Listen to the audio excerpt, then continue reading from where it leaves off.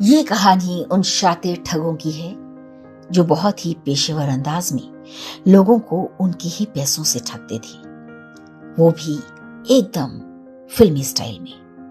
दिल्ली के दक्षिण जिले की स्पेशल स्टाफ टीम ने हाल ही में एक ऐसे गिरोह का पर्दाफाश किया जो नकली नोटों से भरा बैग सौंपकर लोगों से मोटी रकम ठगता था। ये मामला सीआर पार्क थाना क्षेत्र का है, जहां एक एफआईआर के तहत कार्रवाई करते हुए 4 आरोपियों निखिल, प्रिंसिपल, परवेज और असगर खान उर्फ अख्तर उर्फ बंटी को गिरफ्तार किया गया है। पुलिस ने इन लोगों के कब्जे से करीब 1.25 करोड़ रुपए की डमी करेंसी, 7.5 लाख रुपए असली नकद, 4.5 लाख रुपए की फ्रीज की गई बैंक राशि, एक कैश काउंटिंग मशीन और एक मोबाइल फोन बरामद किया है जो अपराध में इस्तेमाल हुआ था। ठगी की एक कहानी 6 जुलाई से शुरू होती है, जब एक व्यक्ति ने सीआर पार्क थाने में शिकायत दर्ज कराई। उसने बताया कि वो एक प्रॉपर्टी खरीदना चाहता था और इसके लिए उसने अपने जान पहचान वालों से मिलकर कुल 40 लाख रुपए जुटाए थे।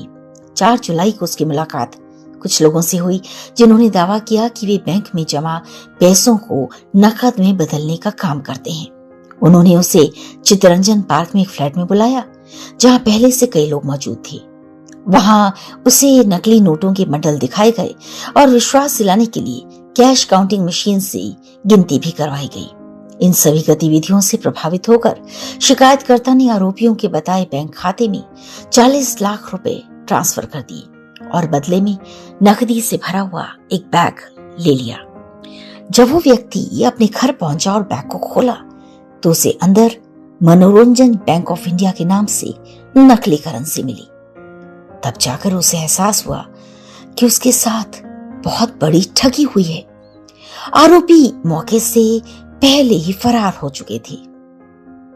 मामले की गंभीरता को देखते हुए जांच की जिम्मेदारी स्पेशल स्टाफ दक्षिण जिला को सौंपी गई। एसीपी ऑपरेशन श्री अरविंद कुमार की देखरेख में इंस्पेक्टर गिरीश चंद्र के नेतृत्व में एक विशेष टीम गठित की गई। इसमें सब इंस्पेक्टर नवीन और दीपक, हेड कांस्टेबल अक्षय, संदीप, राकेश, प्रवीण और कांस्टेबल अशोक, मोलचंद, योगेंद्र आदि को शामिल किया गया।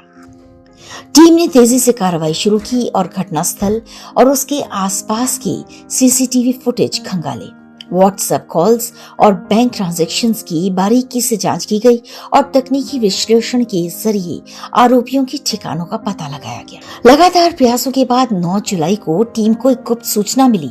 पता लगा कि आरोपी सैदुल अजाब इग्नू रोड स्थित एक फ्लैट में छिपे हुए हैं। तत्परता से कार्रवाई करते हुए पुलिस टीम ने वहां छापा मारा और निखिल, प्रिंसिपल और परवेज को गिरफ्तार कर लिया। अगले ही दिन 10 जुलाई को इस गिरोह का मुख्य साजिशकर्ता असगर उर्फ अख्तर उर्फ बंटी भी उसी फ्लैट में पकड़ा गया। उनके कब्जे से भारी मात्रा में नकली करेंसी, नकदी और अपराध में प्रयुक्त सामग्री बरामद की गई। पूछताछ में आरोपियों ने अपना तरीका विस्तार से बताया, जो सुनने में जितना चौंकाने वाला था उतना ही सुनियोजित भी। सबसे पहले ये गिरोह लाइनर के जरिए ऐसे ग्राहकों की तलाश करता जिन्हें अपने बैंक में जमा मोटी रकम के बदले नकद की जरूरत होती। एक बार ग्राहक उनके संपर्क में आता तो गिरोह उसके लिए एक फ्लैट किराए पे ले लेता और फिर वहां पूरी तैयारी करता। फ्लैट के एक कमरे में नकली नोटों से भरा हुआ एक बड़ा ट्रंक रखा जाता जिससे ग्राहक को नकदी का भ्रम हो सके। दूसरे कमरे को डीलिंग जोन बनाया जाता जहां एक कैश काउंटिंग मशीन एक बिस्तर पर रखी जाती। इसी बिस्तर के नीचे चुपचाप एक छेद बना दिया जाता जो पहली नजर में दिखाई न देता। डीलिंग के दिन ग्राहक को ट्रंक में रखी हुई असली 500 रुपए की करीब 15 गड्डियां दिखाई जाती और उन्हें काउंटिंग मशीन में गिनवाया जाता। इसके बाद उन गड्डियों को बिस्तर पर बैठे एक सदस्य को दिया जाता जो बड़ी चालाकी से उन्हें छेद से नीचे बैठे एक अन्य आरोपी को गिरा देता। नीचे वाला व्यक्ति असली गड्डियों की जगह उसी आकार और वजन की नकली गड्डियां ऊपर भेजता, जिन्हें फिर से ट्रंक में वापस रख दिया जाता और वही प्रक्रिया दोहराई जाती। इस तरह ग्राहक को ये यकीन दिलाया जाता कि पूरा ट्रंक असली नोटों से भरा है। सौदा पूरा होने पर ग्राहक को वही नकली नोटों से भरा हुआ बैग सौंप दिया जाता और कुछ ही समय बाद उसे किसी दूसरी जगह पर उतार कर गिरोह के सदस्य फ्लैट खाली करके भाग जाते। इस पूरे ऑपरेशन में हर सदस्य की भूमिका तय होती और उन्हें कमीशन के अनुसार भुगतान दिया जाता। आरोपियों की पूछताछ में सामने आया कि उन्होंने दिल्ली के विभिन्न हिस्सों में इसी तरीके से और ठगियां भी की थी। तुगलकाबाद में 1 करोड़ रुपए की ठगी, छतरपुर में 30 लाख और दोबारा तुगलकाबाद में 18 लाख की ठगी जैसे मामले प्रकाश में आए हैं, जिनकी विस्तृत जांच जारी है। ये सभी घटनाएं इसी गिरोह द्वारा संचालित की गईं और इनकी पुष्टि संबंधित थानों में दर्ज एफआईआर और तथ्यों से की जा रही है।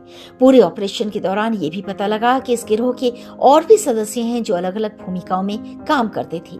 कोई ग्राहक को लाता, कोई नकली नोटों की छपाई में मदद करता, तो कोई फ्लैट का इंतजाम करता।